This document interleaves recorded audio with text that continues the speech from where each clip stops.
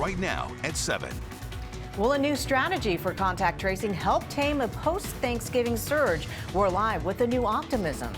I think that's a much easier way to get a hold of people and get responses, definitely. Yeah, I agree. I would respond to that for sure. It's really busy out here, so there's a long lines. I had to park on the other side. Plus, crazy Black Friday crowds in some parts of the Bay Area, hardly any shoppers in others.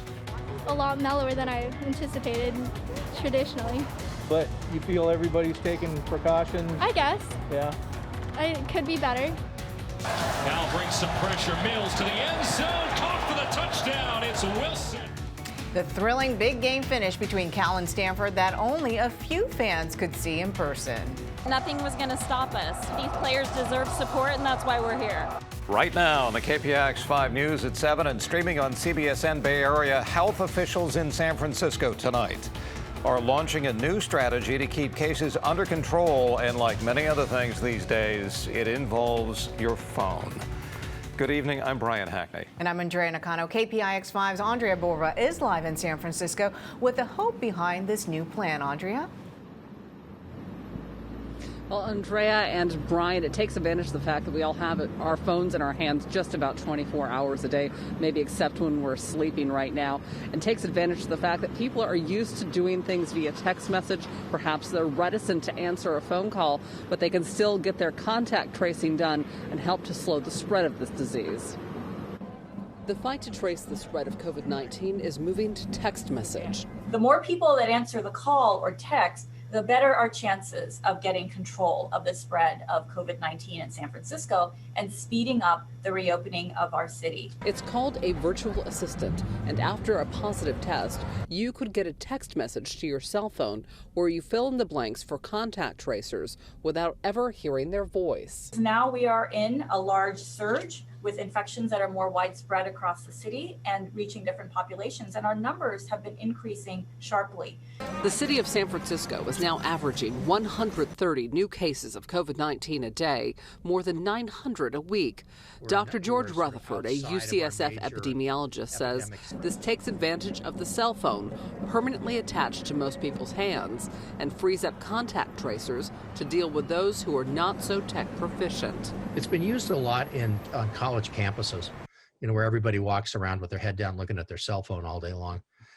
So it's been used quite successfully at the University of Arizona, for instance, to notify people about contact tracing, and it creates huge efficiencies. But the text option bypasses the screening most folks do of old-fashioned phone calls in the era of incessant spam. I think that's a much easier way to get a hold of people and get responses, definitely.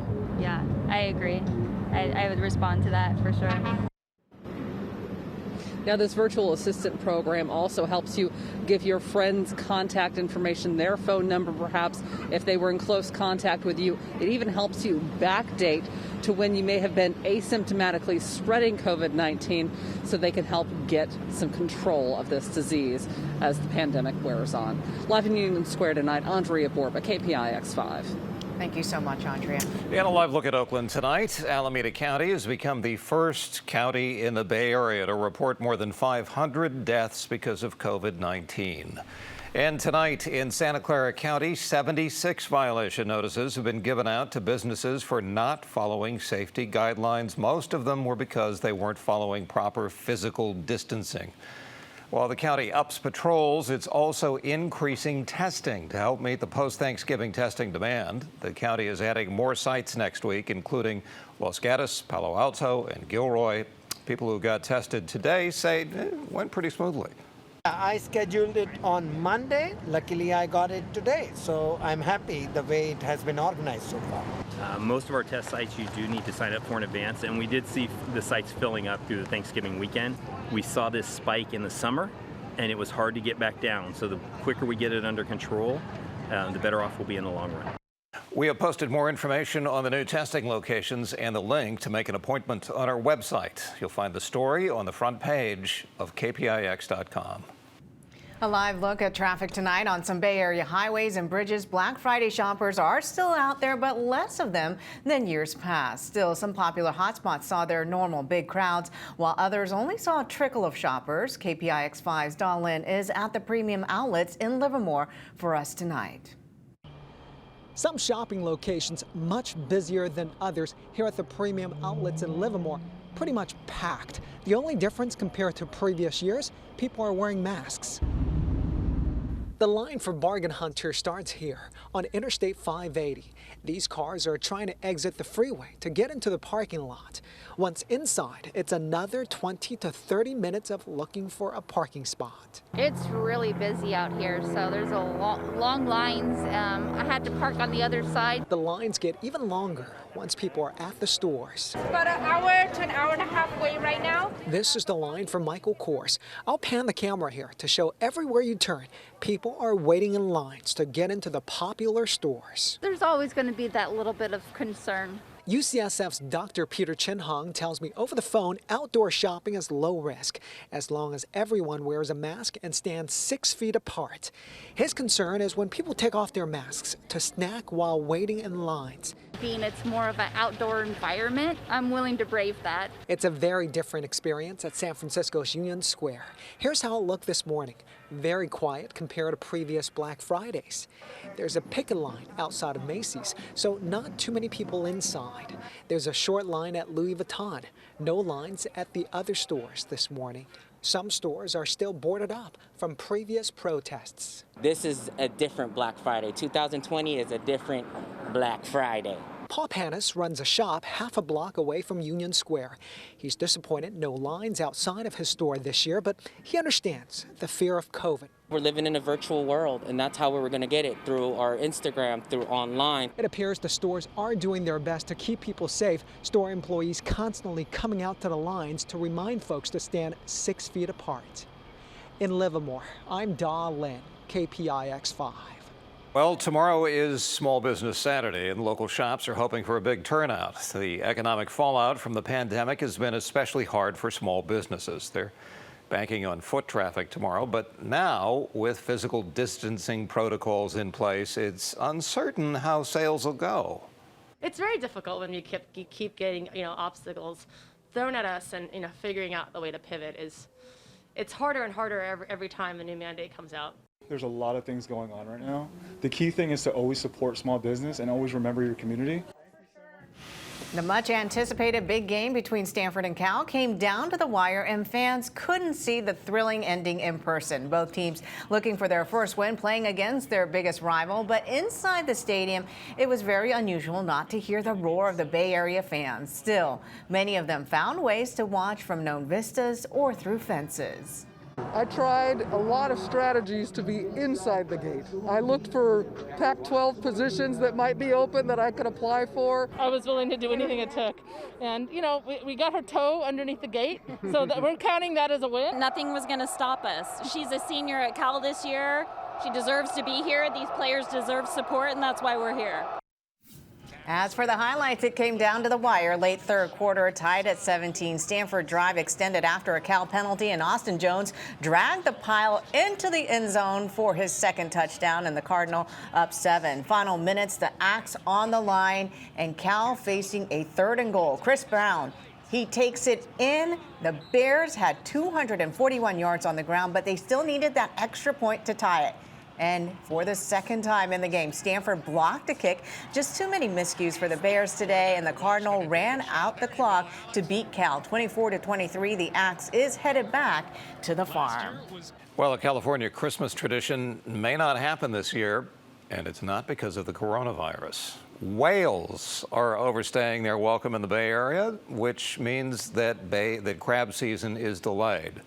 Here's why. California Fish and Wildlife is worried that whales might get caught in crab fishing gear. Commercial crab season has been pushed to December 16th. Skippers hope the whales will have headed south by then. If you were a whale and you were in an area where, you've got nothing but good food, you don't have a whole bunch of weather to have to fight, why would you leave? Yeah, in the next few weeks, California Fish and Wildlife will fly over the fishing grounds to see if the whales have moved, hopefully in time for Christmas. And still to come, the new issues Tesla owners need to know about that could spark a big recall. Plus, millions of people in Southern California hit with a brand new stay-at-home order when it takes effect. And the Bay Area beach tragedy, spotlighting the true dangers of the waves along our coasts. Plus, at that moment, all we wanted to do is just make sure we got him out of the way. An explosive crash and daring rescue after a car plows right into a Bay Area house. And then later, it was the other big game, the Bay Area basketball team that pulled off a huge upset. Details on their biggest win in decades. A calm look towards downtown San Francisco from Treasure Island. Things are looking good out there this evening. Temperatures steadily dropping off, and it's going to be chilly inland by Saturday morning.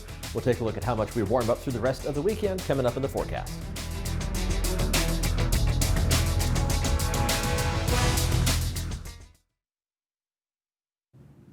A family grieving tonight after a Thanksgiving Day tragedy at a beach in Marin County. A 4-year-old little girl was hit by a large wave at Point Reyes and swept out to sea. She died at the hospital. It happened at McClure's Beach, where the waves were 8 to 12 feet. Her father jumped into the water to try to save her. He was taken to the hospital and treated for hypothermia. Nearby in Nevada, neighbors came to the rescue after a car crashed into a house. Take a look at the damage and that fiery scene. Firefighters say the driver lost control this morning, slamming into the garage of this condo on Puffin Court. Neighbors heard the commotion and then leapt into action. So I grabbed his arm. We got him so far we could get him a little ways. And then we started hearing the car popping and, you know, flames were getting bigger. We thought maybe the car would explode. I don't think that you can think about how scared you are at something at that moment. All we wanted to do is just make sure we got him out of the way. Those two victims were rushed to the hospital. It's not clear how they're doing tonight. The crash caused a gas leak. PG&E was on the scene working to repair it. Live look outside, top of the mark in San Francisco. Looking nice and pretty clear out there, and it's not too cold either. Now, Chief Meteorologist Paul Hagen is here with the all-important weekend weather forecast. Hey, Paul. Yeah, things are looking pretty good as we head through the rest of the weekend. Today turned out to be a very nice day. The winds significantly calmer than what we had on Thanksgiving, and just minor changes as we head through the rest of that weekend forecast. Big picture first, we're going to see clear skies overhead tonight and again on Saturday. So that means some chilly conditions tonight, but the dry air in place is going to warm up rapidly on Saturday. And again, minor changes. A few passing clouds on Sunday, but the main storm track is going to be pushed farther up to our north. So that means any chance of rain around the Bay Area isn't much of a chance. Maybe a couple passing sprinkles for the North Bay late Sunday night into Monday morning, and we really could use the rain. To this point in the season, we're talking about a fraction of what we should be seeing. Now, this is still early enough in the rainy season, again, the water year starts in October 1st, that we still have time to make up the deficit, but we need to see some rain in the forecast at some point. We don't have any in the 7-day forecast, and the 8 to 14-day outlook from the Climate Prediction Center takes us into the first third of December, and it shows a significant chance of below average precipitation, not just for the Bay Area, but for most of the western half of the country, and to go along with that, a significant chance of above average temperatures, not just for the Bay Area, but for most of California. Out there right now, temperatures are starting to cool off a little bit. Nice view towards downtown from Sutro Tower. Temperatures have dipped down to the mid-50s downtown, down to the upper 40s in Concord and Santa Rosa, and inland portions of the Bay Area are going to be a bit on the chilly side by early tomorrow morning, bottoming out in the mid to upper 30s for most inland parts of the Bay Area. But the coldest spots in the valleys of the North Bay are going to dip down to or even a little bit below freezing to start the day on Saturday. Not quite as chilly around the Bay. The moderating influence of the Bay and the Pacific will keep temperatures around the Bay and along the coast in the low to mid 40s. Temperatures tomorrow, like today, not a whole lot of variation. Sometimes we can see that huge swing from the coast to inland parts. Not going to have it tomorrow. High temperatures around or just above 60 degrees along the coast. Mostly low to mid 60s for the South Bay and mid 60s for the Santa Clara Valley. Low to mid 60s for the Tri-Valley and just a couple degrees warmer on the east side of Mount Diablo. It's not going to be a big difference there either. Low to mid 60s around the Bay and maybe upper 60s for the North Bay. You're going to be the chilly spot tomorrow morning, but places like Santa Rosa could be some of the warmer locations by tomorrow afternoon, and temperatures into the 60s for Mendocino and Lake counties as well. I'll get out of the way for the 7-day forecast, which, as I mentioned, is entirely rain-free. Some passing clouds Sunday night into Monday, and again by Thursday of next week, but just no significant chances of any rain falling out of those clouds maybe a sprinkle or two Monday morning in the North Bay, but nothing measurable in store for us, with temperatures not changing much either. Mid to upper 60s inland, low to mid 60s by the bay, mid to upper 50s along the coast as we head into early December. Andrea? All right, thanks, Paul. Well, here's a look at your top headlines. Iran's top nuclear scientist is dead tonight after his car was apparently ambushed near Tehran in an apparent assassination. He was considered a top mastermind in Iran's nuclear program. The country's foreign minister is blaming the attack on Israel tonight, but it's still unclear who was involved and why. Another stay-at-home order starts Monday in Los Angeles County, but it will be less strict than the first one issued in March. Everyone is asked to stay at home as much as possible and wear a face covering outside. The county is also banning gatherings outside of households and putting more limits on businesses. It lasts until at least December 20th. LA County has been averaging more than 4,700 new cases a day. Across the country, the death toll has now topped 263,000. The number of people in the hospital has surpassed 90,000 for the first time. Despite warnings, health officials say millions of Americans gathered for Thanksgiving in large groups, and now hospitals are preparing for a surge. In San Antonio, Texas tonight, there's a new curfew in place. It is nonsense. And it's not fair to the citizens of San Antonio. They're grown adults. They can make their own decisions about whether they gather and how they gather. We will not get a reprieve because then Christmas comes and then New Year comes. So if we're just stacking surge upon surge upon surge, I am significantly worried about that. And more trouble tonight for the NFL. The Ravens-Steelers game is postponed again. More Baltimore players have tested positive for COVID, so the league is now pushing the game again from tomorrow to Tuesday. And that means, Brian, the Ravens-Cowboys game planned for Thursday now moves to the following Monday, if you can keep up with all of that. Until something else happens. All right. Thanks, Andrea. What a mess. Up next, Tesla owners, listen up. The problem just spotted that could lead to tens of thousands of cars being recalled. And Steph Curry in action today, and not on court. How he fared on the course while teaming up with a famous face. And they haven't had this big a win since the early 80s. The Bay Area College Hoops team that just took down a national powerhouse. Well, Tesla is now the focus of an investigation into suspension failures. Now nearly 115,000 electric vehicles are in danger of recall. The National Highway Traffic Safety Administration says it had 43 complaints of front joint failures, which can lead to tire damage. Model S sedans from 2015 through 2017 and Model X SUVs from 2016 through 2017 fall under the probe, but no injuries have been reported. Steph Curry lacing up the golf spikes, teaming up with Peyton Manning to take on Phil Mickelson and Charles Barkley in the latest version of the match. Steph struggled with the putter, the birdie chance on 8 runs right past the hole. Fortunately for him, Sir Charles couldn't take advantage. They ended up having the hole. Now, Curry and Manning fell behind early and had to make up some ground on the back 9. Steph with a great shot from the bunker on 12 to keep the pressure on Mickelson and Barkley. But in the end, Phil reminded everyone he's the pro around there, and this was his course. He hit the winning putt on 15. And a huge shout out to USF pulling off a huge win earlier against 4th-ranked Virginia, who also won the national title in 2019. Less than 4 minutes to play, the Dons down 1. Jamari Bouye gets free for 2 of his 19 points. 2 plays later, it's Bouye setting up Tavi Yorkatam for a long 3. It caps off an 8-0 run. USF knocks down 13 threes in the game, and then in the final seconds, Virginia down 1. Sam Hauser misses the game winner. USF beats Virginia 61-60. It's their first win against a top 5 team for the first time since 1981. Seems like yesterday. Up next, how you can help this viral Christmas song hit the top of the charts while helping a good cause.